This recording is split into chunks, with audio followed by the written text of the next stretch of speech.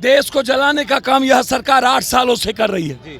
कभी किसानों को जलाया, कभी मजदूरों को जलाया, पूरे भारत को ये नफरत के हाथ में झोंका है। ये लड़ाई आर पार की होनी चाहिए। 6 महीने के बाद आतंकवादी उग्रवादी में ज्वाइन करेंगे या अदानी के कंपनी में ज्वाइन करेंगे? कहाँ जाएगा यूथ? 1 पेंशन 1 रैंक पूर्ण पेंशन, 11 लाख रुपया में पकौड़ा और चाय बेचेंगे ये लोग। 21 साल की उम्र के बाद क्या होगा?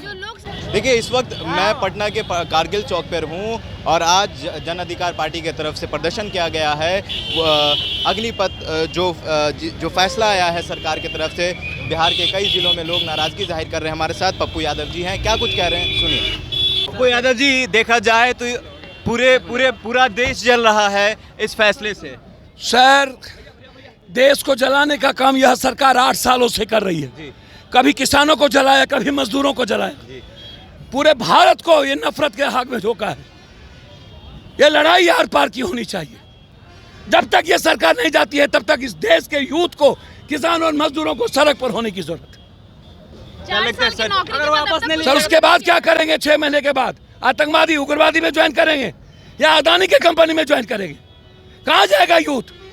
1 पेंशन 1 रैंक पूर्ण पेंशन, 11 लाख रुपया में पकौड़ा और चाय बेचेंगे ये लोग। 21 साल की उम्र के बाद क्या होगा? जो लोग सर ट्रेन में आग लगा रहे हैं उन युवाओं को क्या बोलेंगे? सर, हिंसा ठीक नहीं है। मैं हिंसा के पक्ष में नहीं हूँ। लड़ाई शांति प्रिय हो। वैसे भी कोरोना में सारा ट्रेन बंद हो चुका है, कंप्लीट बंद हो चुका है। ट्रेन वो चला ही नहीं। ये ट्रेन को, सब कुछ को, ये दोषी कौन है? जलाने वाले कौन है? इस देश को माफी कौन मंगवाता है? बाहर में माफी कौन मंगवाता है? केंद्र सरकार को क्या बोलेंगे आप सर? केंद्र सरकार को क्या बोलेंगे इस पर जो फेल हो रहा है? आप लोगों ने आज पुतला जलाया। सर, हमको एक बात बताइए, ये किस किस चीज को बेचेगा? निजी चीजों को बेचा, डॉलर के बराबर में रुपया उसके नीचे कर दिया। हम पर कैपिटा इनकम हमारा नीचा हो गया। हर चीजों में ये कहते हैं जुमलाबाजी थी। 2 करोड़ नौकरी में 16 करोड़ गायब हो गया। 12 करोड़ लगभग लॉकडाउन, जीएसटी, नोटबंदी के बाद लगभग 12 करोड़ लोग, यूथ, मजदूर और किसान बेरोजगार हो गए। इन्होंने किसानों को मारने की कोशिश की। सुप्रीम कोर्ट ने कहा कि संस्थाएं गिरवी रखी चली जाएगी। 5 जज ने, इन्होंने ईडी को प्रभावित किया, इन्होंने सीबीआई को प्रभावित किया, इन्होंने सुप्रीम कोर्ट को प्रभावित किया, इन्होंने बैंक को प्रभावित किया, सारी चुनाव आयोग को प्रभावित किया। और अब जो 140 करोड़ लोग पैसे के लिए नहीं, मूल्यों और देश की रक्षा के लिए काम करते हैं, उन्होंने उनके अस्तित्व को चैलेंज कर दिया। लेकिन जिस तरह से छात्र उग्र हैं, ट्रेन जला रहे हैं, कितना सही सर, मुझे तो समझ में नहीं आता ये उग्र स्थिति पैदा कौन किया? 8 कंट्री से माफी किसने मंगवाई? सर, ये परिस्थिति पैदा कभी भारत को माफी मांगनी पड़ी थी? कौन है ये नुपुर? सर, माफी मांगा ना सर। सर, एक बात आप हमको जरा बताइए। मैं आपको बहुत क्लियर कह रहा हूँ कि हमारी पॉलिसी, कश्मीर में जो लोग वापस गए थे वो क्यों नहीं रुके सर? क्यों 56 इंच की सीमा खत्म हो गई? क्या सही है सर? 2 करोड़ नौकरी कहाँ गई सर? पूर्ण पेंशन कहाँ गया? 1 nation 1 pension, 1 nation 1 education, 1 health, 1 election, उसकी बात क्या हुई सर? सर, अब आप क्या कर रहे हैं? ये इजराइल है, ये रूस है। जिस तरीके से छात्र प्रदर्शन कर रहे हैं, कल उनका कैरियर भी खराब हो सकता है अगर एक भी छात्र पर FIR होता है। सर, कैरियर खत्म ये तो चाहते ही हैं। आरएसएस तो चाहता ही है कि गरीब के बच्चे नौकरी में ना जाए। इसमें जाति नहीं है। आरएसएस तो चाहता ही है कि दलित, कमजोर, वंचित, गरीब, इनके बच्चे नौकरी में जाए ही नहीं। सर, 3 बार सेना के बहाली के बावजूद इन्होंने बहाल नहीं किया, दौड़ के बावजूद। SSC, UPSC, BPSC, सारे नौकरी खतरे में। सर, किसान को इन्होंने मारने की कोशिश की पूरे तरीके से। क्या हुआ उसके बाद? सर, मैं आपसे पूछना चाहता हूँ, जिस तरीके से जो योजना आई है उसमें 4 साल के बाद मौका भी तो दिया जा रहा है। सर, हमको तो समझ में नहीं आता कौन मौका? सर, जब आंदोलन सड़क पर उतर गया तब स्टेट कर रही है हम कुछ मौका देंगे। 75% सैनिक जब रोड पर आ जाएगा, 21 साल के बाद नौकरी के बाद आप उसको पकौड़ा और चाय के लिए 11 लाख रुपया मेरा ही पैसा, 6 महीना ट्रेनिंग, 3.5 साल नौकरी और 6 महीना की ट्रेनिंग। क्या हम अदानी क्या नौकरी करेंगे या आतंकवादी, उग्रवादी, नक्सलवादी या क्या बनेंगे?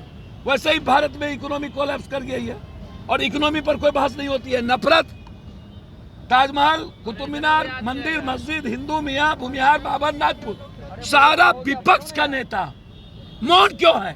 तो पप्पू यादव क्या चाहते हैं? सर बहुत क्लियर है, सैनिक के अस्तित्व के साथ, उसके सम्मान के साथ सैनिक को टुकड़े में मत बांटो। इस भारत के आंतरिक सुरक्षा को बचने दो। इस भारत को मत बेचो।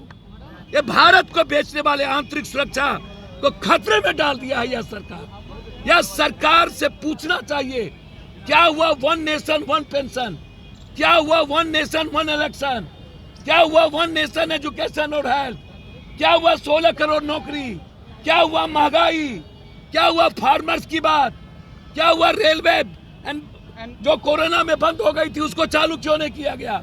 नरेंद्र मोदी की कोई एक उपलब्धि आप बताओ?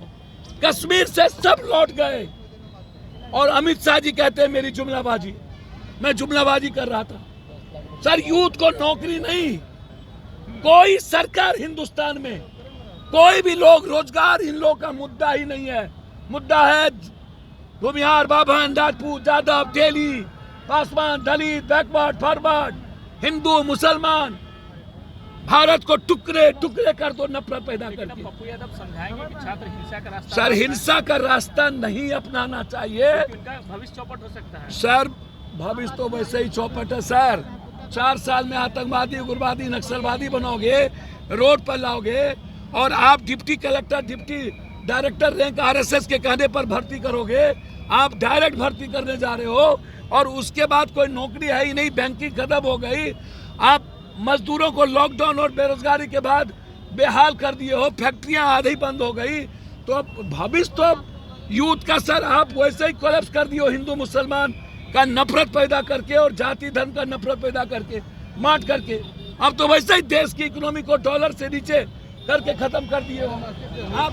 तो आपने सुना पप्पू यादव जी साफ तौर पर कह रहे हैं कि जब तक ये फैसला वापस नहीं लिया जाता है तब तक ये जंग जारी रहेगी। और क्या कुछ कहा है सुनिए इस वीडियो में। शुक्रिया।